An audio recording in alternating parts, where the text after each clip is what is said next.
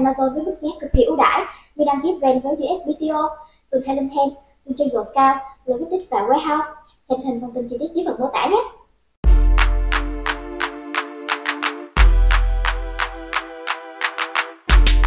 Today, we got somebody on the show who's going to talk about something we've never talked about before, how to get started with creating SOPs and systems for your e-commerce business. He's helped over 100 businesses crush in this regard, and his presentation at the Sell and Scale Summit on this topic was one of the favorites of the whole event. How cool is that? Pretty cool, I think.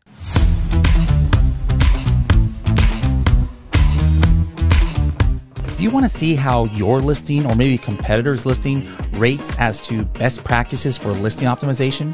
Or maybe you want to compare a group of ASINs or Amazon products to see how they compare to each other. Maybe you want to see within seconds the top keywords for a single listing or a group of listings. You can do that and more with the Helium 10 tool Listing Analyzer.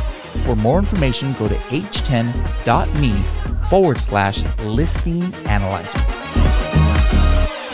Hello, everybody, and welcome to another episode of the Serious Sellers Podcast by Helium 10. I am your host, Bradley Sutton, and this is the show that's a completely BS-free, unscripted, and unrehearsed organic conversation about serious strategies for serious sellers of any level in the e-commerce world. We've got a serious seller here from another part of the world. Where exactly are you right now? So despite my accent being Australian, I'm sat in Israel, in Tel Aviv. Excellent, excellent. Now, why don't you just go ahead, and this is the first time you've ever been on the show. Why don't you just give us your 30-second elevator pitch or your introduction here so people can be introduced to you? My name's Yoni, but I am Australian.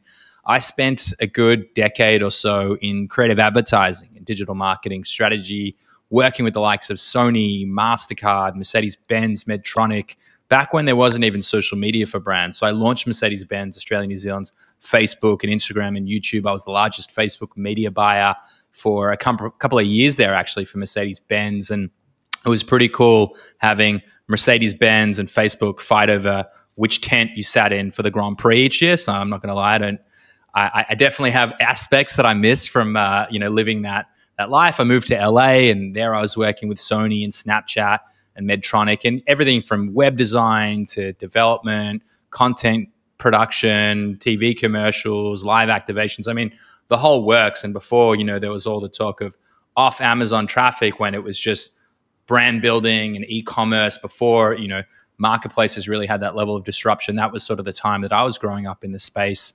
And about 5 years ago when I moved here, I met a couple of guys who had an Amazon store that had got stuck at about 2 million. I came in and in about 12 months was able to take that from 2 to 5 million. Thras ultimately acquired that business. And on the back of that, I realized we could help a lot of sellers go through the challenges that, I'd personally faced, but mostly from the agency side. So I got 3 companies, Bradley, that I'm the co-founder in. So Multiply Me is executive search and HR into the Philippines of high-level talent. So you never hear me talk about VAs because that's not what it is. I have a company called Escala, and when I was chatting at the Sell and Scale Summit, which was incredible, might I add, that was all through Escala. So that's our process improvement management consultancy, and that's all about building high-level systems for serious e-commerce sellers. And the last business is called South Cole, and we've just stood up a $50 million fund to invest in e-commerce businesses to grow them to exit over a 2-year period with a couple of JV partners. So I got my hands in a few pies, but everything that I do is in servitude to helping e-commerce sellers really get the most out of their life. And, I got to say, I locked in a little humble brag here, locked in that early bird or early days H10 deal. So I'm still rolling that one up just to give you a bit of context into how valuable Helium 10 was in my personal journey. And, it's kind of full circle for me sitting here on the podcast, being able to share a little bit, hopefully with people, with the support that Helium 10 has given me from a keyword research to listing creation. And I could sit here, spend a whole episode talking about all the different functions and features and values that H10 can add. But anyway, there's my saving you with your bag situation. There we go.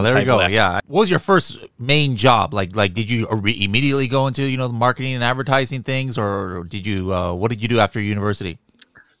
Yeah, so my first real job, like while I was still at university, was headhunting. So I was in recruitment, headhunting specifically. Like again, before LinkedIn was what it was today, and there was ways you could game even LinkedIn back then.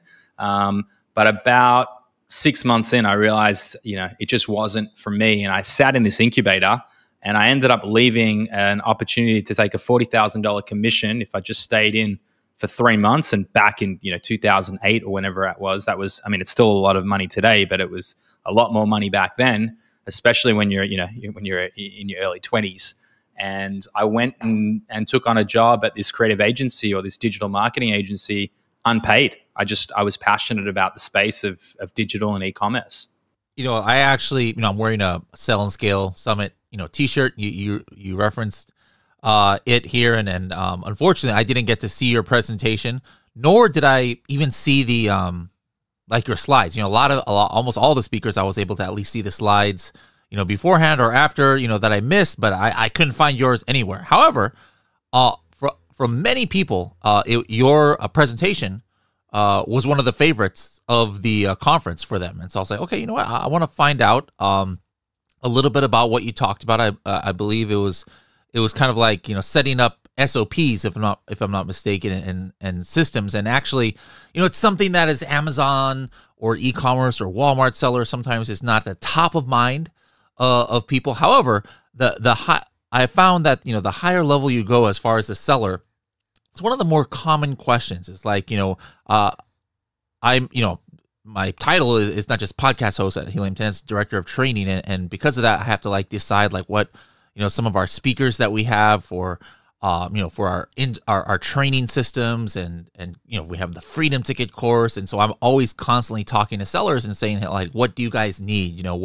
Where's a pain point that maybe I can't help you personally. If it's Helium 10, I can definitely help you with that. But, maybe if I can't help you with it, I need to go find somebody, maybe to bring in somebody for training or for presentation. And one of the common ones I've seen in the last couple of years is definitely man, our SOPs suck and things like that. So, how did you start that part? I know you do, a lot of things, but how did you become kind of an expert in that?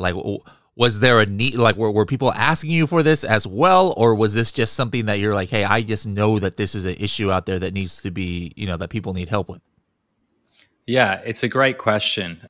I'd spent a long time working for and growing agencies, and I always had the vantage point where I was in a small business. So I was the 15th employee, we grew to about 30. I was the 20th employee, we grew to about 40 when I was living in Los Angeles. And what I realized was, while it was absolutely painstaking working with, let's say, a Medtronic, where when we would produce content for them, we'd have to have 2 months of approvals given because of how arduous it was to get through all these medical boards and regulations. And so I saw the need, and I saw all the mistakes and the evolutions of growing up in agency land. And when you think about the DNA of an e-commerce business, I mean, it's all the same functions. It's creative, it's content production, it's listing optimization, it's every aspect, every person that you're going to deal with, from video to copy to image creation, you're dealing with all the same people, essentially. So I had that experience, and about 6 months into launching Multiply Me, I actually interviewed this woman. Her name's Josephine Ping, and she was a management consultant, had come from Ernst & Young, and just really wanted to work at a startup. And I was like, listen, she applied to be a project manager inside of our marketing team. And I said, it would be the biggest fallacy to have you just focused in on project management inside of a marketing team. Let's see what you can do. So she delivered the first internal project of systemizing our business based on Ernst & Young's EY's methodology. And I quickly realized that, this was revolutionary for us. Even though both my co-founder and I are very systems orientated, we'd never been at management consulting level, especially not the likes of EY. So what ended up happening is, on the back of that, we pulled a ready-built team out of EY, and we really focused our attention on the areas we knew best, and that's how to apply this to e-commerce. And so that was where Escala was born, and we're a little over 2 years old right now, and we have close to 40 management consultants full-time on staff. obviously different size companies has different needs, for this kind of thing. But at what point should me as an entrepreneur, as an Amazon seller, as a Walmart seller, start thinking like, hey, I better set some SOPs and some systems in place? Like, is this something from day one, even if I'm a one-man or one-woman show?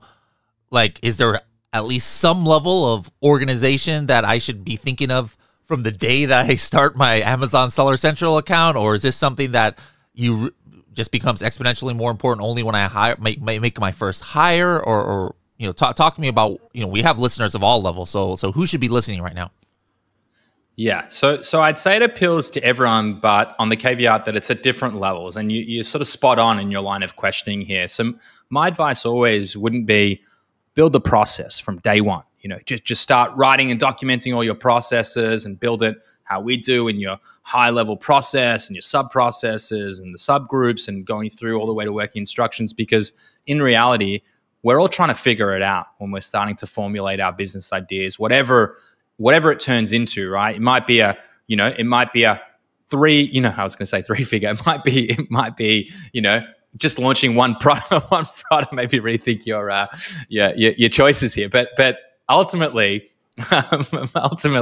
if you're just launching your first product, and I would say maybe a better way of looking at it is, what does it actually solve? So what do SOPs, standard operating procedures, solve for? So if you're just starting out, if you were to walk away from the business and there was no information that existed on how to operate it, and you wanted to go on holiday, for example, having standard operating procedures in place makes sense. Now, as you scale your business, the question I would ask any listener to this podcast at any level, or especially once they have, 3, 5, 15, 30 SKUs in market, is what is stopping you from giving the same level of attention to your top hero or top 3 hero products that you would be giving to the remaining 27 if you had a set of 30? What would that unlock for you? Or you as the visionary in the business, you as the one who came up with the brand, with the products and they're selling, how valuable is your time in the business to be thinking about things like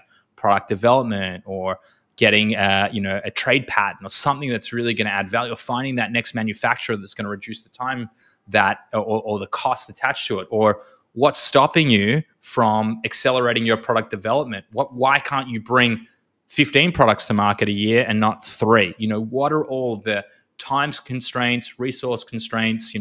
Are you, as the founder or as the key person, are you making all the decisions? Are you the bottleneck really stopping you from setting yourself free? So, I think like the logic or where you start to think, when should I implement standard operating procedures, really comes to, have I figured out where my business is and what I need to deliver? And can I delegate? Can I have someone else do something that's about 80% as to what I can, and therefore I should delegate? And that's when you should start to really think about bringing SOPs into the fold. Let's keep going, talking about what we don't have time to just word for word go over your entire presentation, but what are some of the tips and tricks that you're giving people that wowed them so much that they all told me that they loved your presentation so much? So let's dive into the highlights from it. The way we at Escala look at systems or SOPs, it's about building systems, not standard operating procedures. They're a component of. So systems are the perfect harmony between people, process, and technology coming together to actually deliver on everything that needs to happen inside of the business. So a lot of Amazon sellers will focus on the technology. They'll say, well, click here to download Helium 10's keyword search term report, and off they go. They think that's the SOP.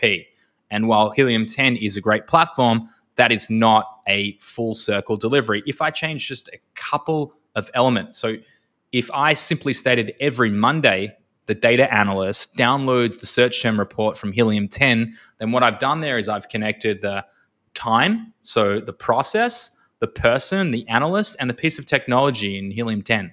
And so all of a sudden, and I'm giving you the most simplistic of ways, but I can't really go any further without helping people understand that it's when you start to build those levels of constraints into your system that enable it to be effectively foolproof. And that's what you want to achieve. You know, when you're scaling your business, when you're building it, when you're bringing on new people, when you're onboarding it, when you're selling it, you want the dumbest guy in the room to be able to understand what they need to do, because that's also how you're going to be able to reduce your operating costs and scale your business, if you can really simplify what needs to be done rather than paying, you know, 6 figures for every employee that is going to absolutely burn through anything that you're trying to do. So I can't go through my presentation and sort of share.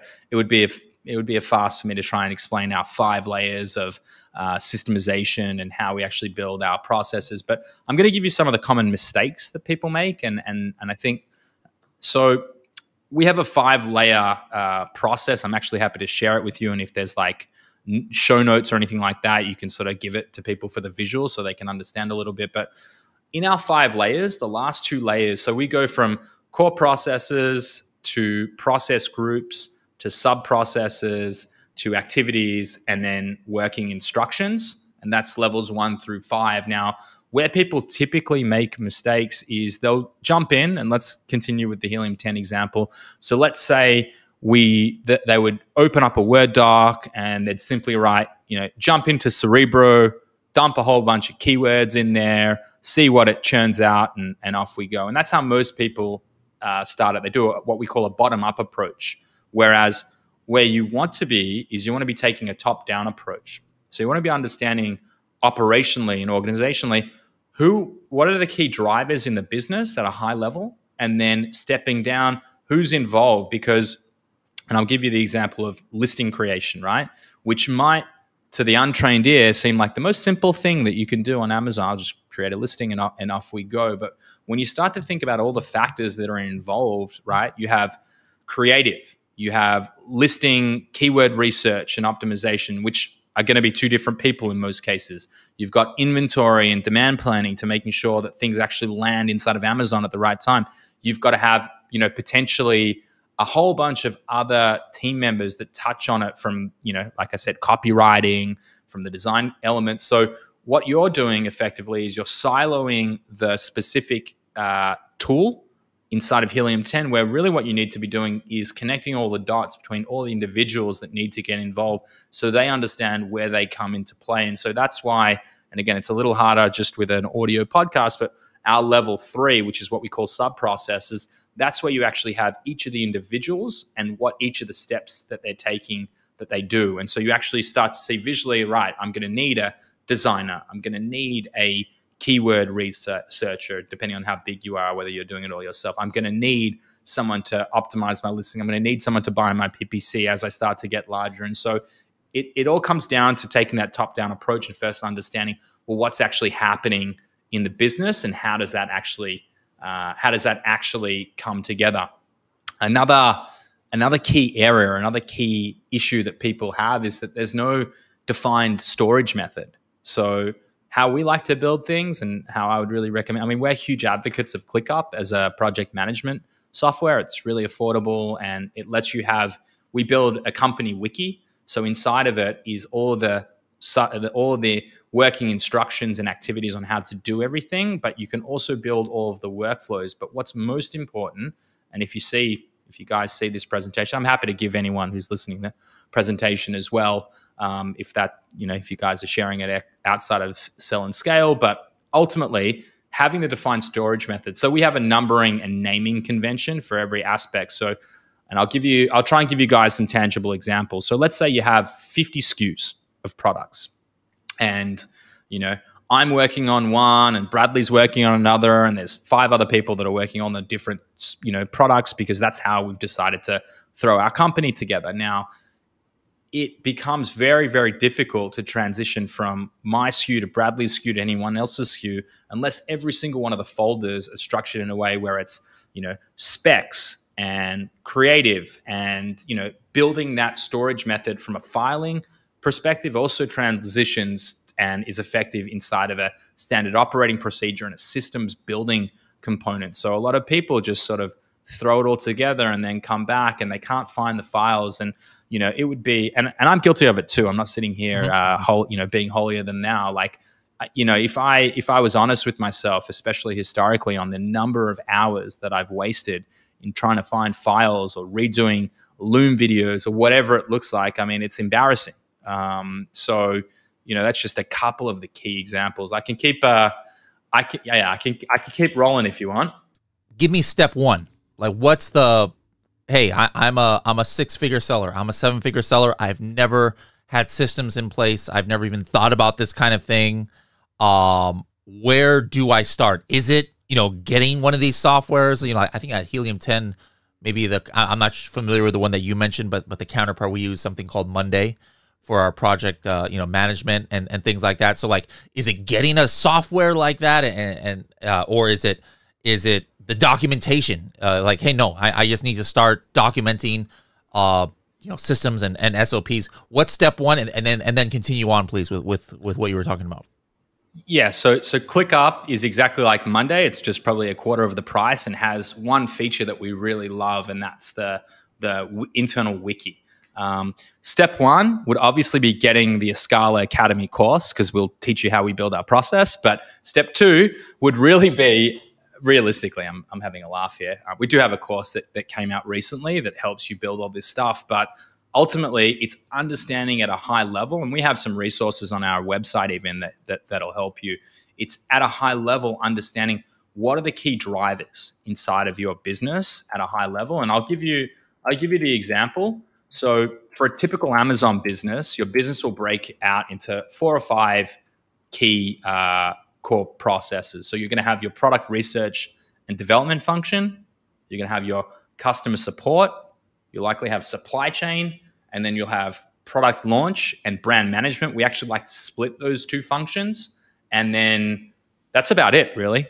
So you'd start to get a handle of what are the core drivers, and then inside of those core drivers, and I'm just going to read off a few here, but for us inside of product research and development, it's product research and validation. So getting clarity on what are the products you're bringing to market.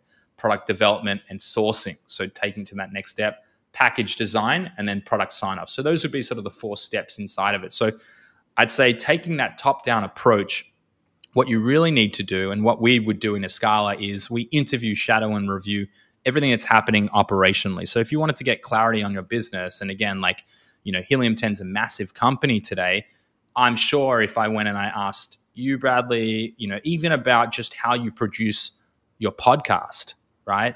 If I asked you and I asked 5 other people in the team, I guarantee you I'm going to get probably very close, but 5 different vantage points of what it actually looks like to produce it. So I'd say if I'm going to self-implement this and I didn't have all the background, I would be understanding and interviewing and starting to get clarity on what's everyone actually doing in the business operationally. And you don't need to go, like, if you're a large company, if you're a 8-figure seller, 9-figure seller at that point, you're not going to interview every single person in the business. You're going to interview sort of the key stakeholders at sort of middle management level, probably will be the lowest. But if you're a small business, interview them, understand what's happening in your business, and then you're going to start to document out what are the key drivers, and then what are the actual sub-processes. So what is each individual actually doing, and what's the relationship between each of those in order to deliver the desired outcome?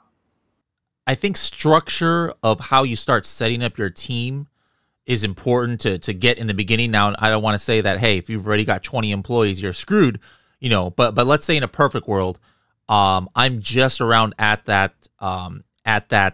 level where I need to start hiring out. You touched on this a little bit, but I'm assuming that there's like maybe some characteristics of successful companies with the way they set up their team, or maybe some common characteristics that you've seen where, you look at this company's structure and organization, you're like, wow, this is a well-oiled machine, their operations that they have. What are some common characteristics that companies that are really working well with their organization, what are some characteristics that you can maybe mention? Yeah, great. Fantastic question. I wish more people would ask me that. So I would say when I'm looking, that's what a podcast host likes to hear. There you go. Go ahead. It's mate, you're slinging straight fire here, and I am eating it up, and I hope the audience is too. But I think when I look at the characteristics that work best for most businesses operationally, there's a few fundamentals that they get right.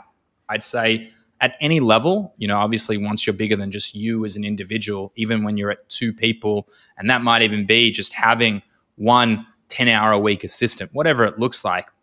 I think the most important thing is to have a business operating system. So there's loads of books on all of this. I'm a huge believer in Traction, EOS, the Entrepreneurial Operating System. If you guys haven't read that, cannot recommend it enough. There's books like Scale Up and 2Y, 3X. There's Michael Gerber's E-Myth Revisited. There's loads of books that cover these topics, and I think you guys are also figuring out I'm a bit of a bookworm for this stuff. But having an effective business operating system that helps build internal communication, I would say, is the number one fundamental, because nothing happens more quickly than when you and your co-founder have your heads down and you're building, and one's on product, one's on marketplace, one's focused on selling, one's producing, whatever the DNA of your business looks like, and you lose touch and you lose focus and you lose clarity. So having regular cadences of meetings that cover critical business topics is one. And I'd say as you start to scale, and when you think about the org strategy and structure that you're building, it's not just about, and again, everything I'm saying, guys, by the way, I've been guilty of making these mistakes. I'm the furthest thing from perfect, and it's all about progress, not perfection. But specifically, even to the interviewing component, we leverage a methodology called WHO, the A method for hiring. And one of the big things that we like to do is you define the role that's needed by the business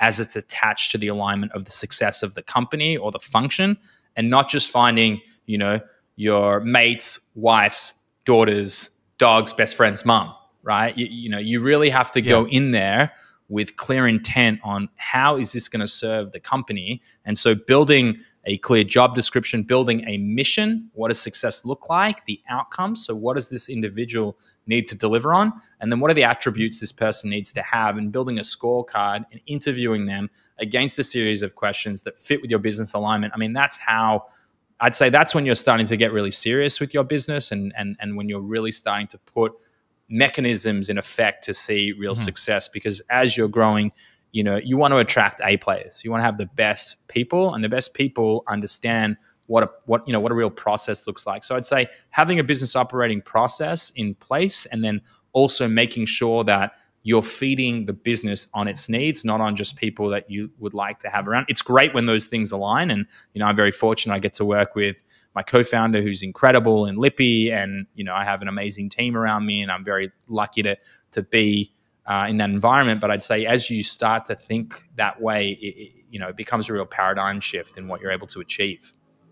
Okay, excellent info. Now, in the last couple of minutes here, towards the end of our each podcast episode, I do something called the TST 30-second tip, where we just go over some like hard-hitting strategies that you can say within 30 seconds or 1 minute. But let's kind of and I usually just let the guest just pick whatever the topic is. But I just want to kind of stick to this topic. When we have you back in a year or so, we'll have you talk. We'll just shift the focus completely, not talk about SOPs or systems at all. But can we get like maybe 2 quick hitting strategies for somebody out there? Like obviously maybe in a perfect world, and I'll definitely allow people to to reach out to you. We'll give your contact info. In a perfect world, it's like, hey, let's go ahead and reach out to Escala and have you guys do everything for us. But maybe I'm not ready for that yet. What's a couple highly actionable, easy wins to at least get on the right path to have better systems in place if I'm an e-commerce entrepreneur out there? The very first starting point I would suggest is clarity. Getting clarity on where your business sits right now. So understanding what's actually happening operationally and just starting to document it. So I know I was talking a lot about the bottom up versus top down and all these aspects where people get things wrong, but having some level of documentation and some understanding and some level of video is better than nothing.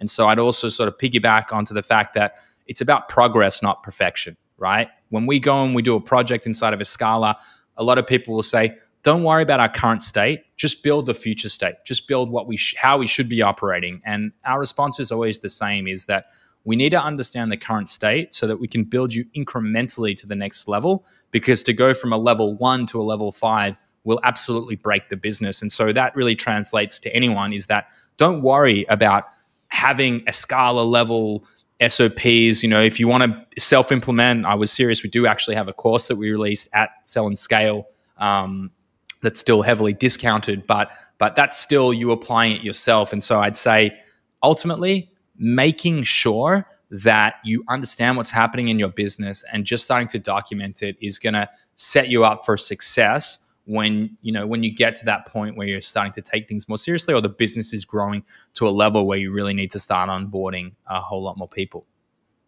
Okay, cool. Excellent. Love it. Well, maybe one more quick hitter for us.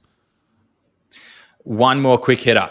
I would say one of the things that I sort of would leave you guys on is your goal is always to delegate accountability and responsibility, not tasks. And so, you know, if anyone's ever heard me talk before, and I have a staffing company called Multiply Me, which is out of the Philippines. You know what? I love that. That's like a perfect quote there. Can you repeat that? I don't know if that's your catchphrase, but if not, it should be your catchphrase there. Repeat that for the masses out there again. Yeah. So it's delegate accountability, not tasks. So you're always going to be the bottleneck when you're picking up a VA and you have to tell them verbatim, step by step, what they're delivering on.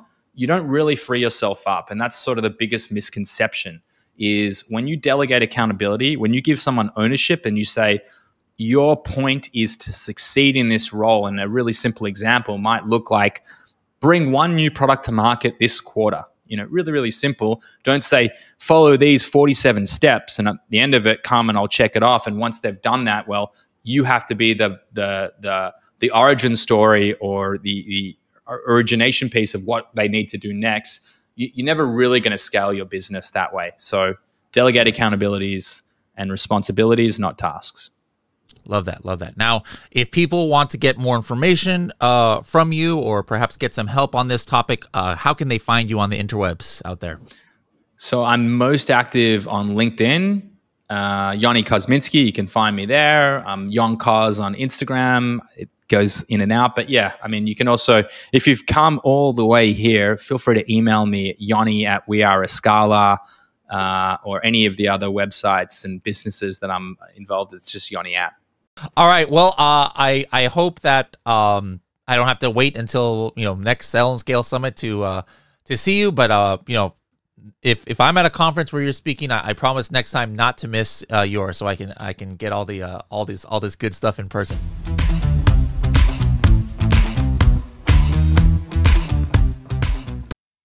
Anh chị đang bán hàng trên Amazon. Skyrock cung cấp các dịch vụ dành cho các nhà bán hàng trên Amazon với mức giá cực kỳ ưu đãi. Vì đăng ký brand với USBTO, từ Helm Ten, từ trên Scout, logistics và warehouse.